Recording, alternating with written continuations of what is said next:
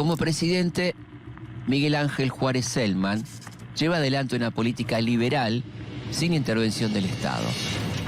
Privatiza todos los servicios públicos, lo que da lugar a grandes negociados que benefician a los amigos del poder. Estos sectores, conocidos como grupos juaristas, toman una gran fuerza durante su mandato.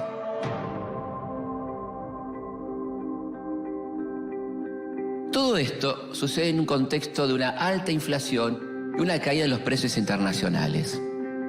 El país se encuentra en una gran crisis. El pago de la deuda externa se hace insostenible, la desocupación se generaliza y se complica la situación de los trabajadores.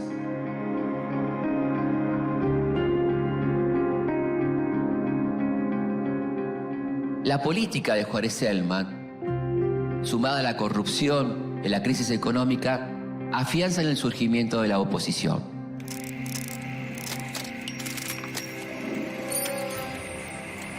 La nueva fuerza está integrada por grupos muy heterogéneos que habían quedado al margen del poder y se unen bajo el nombre de Unión Cívica. Rápidamente se convierte en la primera amenaza a la hegemonía del PAN. Uno de sus máximos referentes es un apasionado abogado y orador de barricada.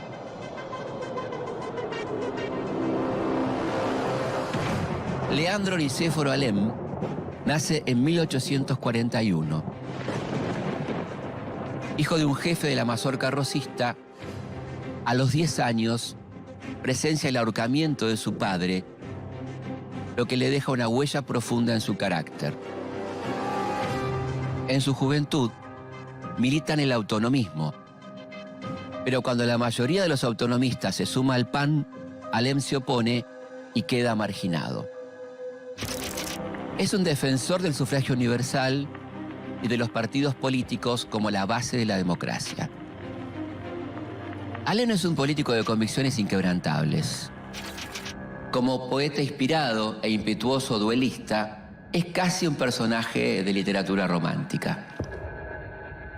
Además de Alem, en la Unión Cívica conviven líderes muy distintos, como Bartolo de Mitre y José Félix Uriburu.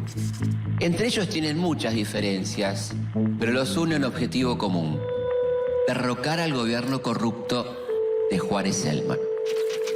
Su primera acción es la Revolución del Parque, una revuelta en la que participan alrededor de 1.200 personas, entre civiles y militares.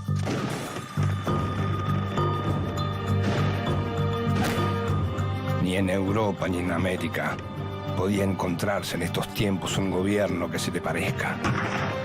La codicia ha sido su inspiración. La corrupción ha sido su medio.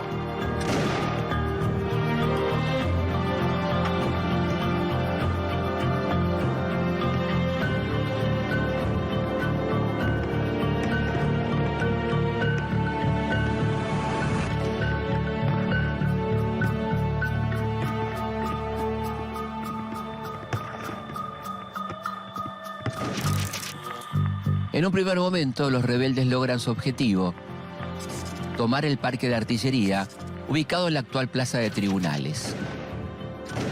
Pero luego de 3 días de intensos combates, son derrotados.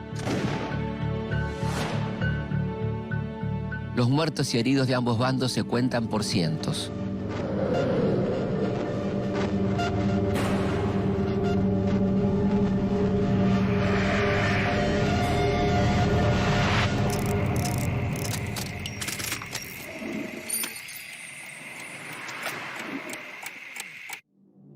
La Revolución del Parque es controlada, pero la figura de Juárez Celman se ha debilitado y se ve obligado a renunciar. Quien lo reemplaza es su vice, Carlos Pellegrini, que a diferencia del presidente, estuvo al frente del campo de batalla. Carlos Pellegrini, el gringo, el piloto de tormentas, es el nuevo presidente que, si bien está 2 años en el poder, saca al país de la crisis. Es el precursor de las ideas industrialistas, crea el Banco de la Nación y la Caja de Conversión, que permite convertir pesos argentinos en oro. Es decir, es el inventor de la convertibilidad.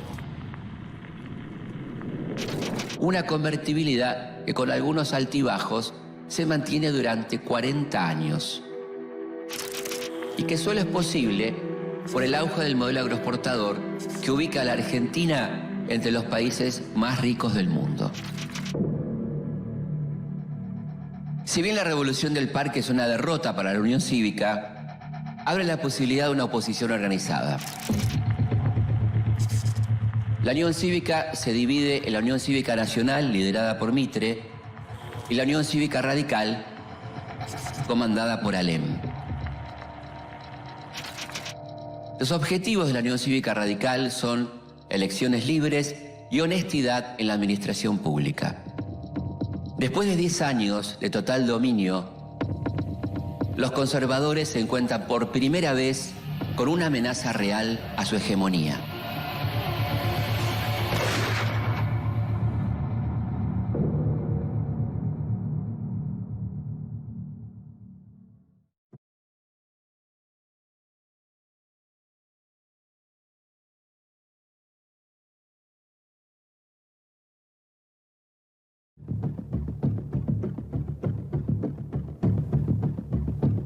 Estamos en 1891. Los conservadores llevan 11 años en el poder gracias al fraude. Y este año surge el primer partido político moderno de la Argentina, la primera amenaza firme a la hegemonía de los conservadores, la Unión Cívica Radical.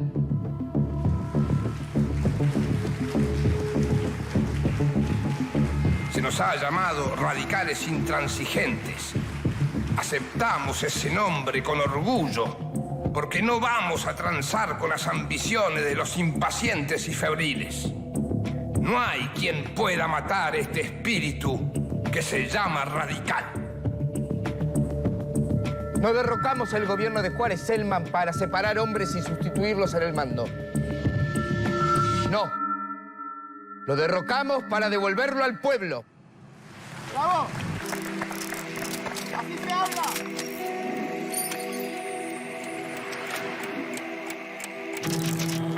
Mientras la UCR se organiza, Pellegrini trata de sacar al país de la crisis económica. Pide a los empresarios y banqueros un préstamo para pagar la deuda y está dispuesto a responder al empréstito como sea. El objetivo de la UCR es ambicioso. Buscan depurar el poder, acabar con el fraude y la corrupción.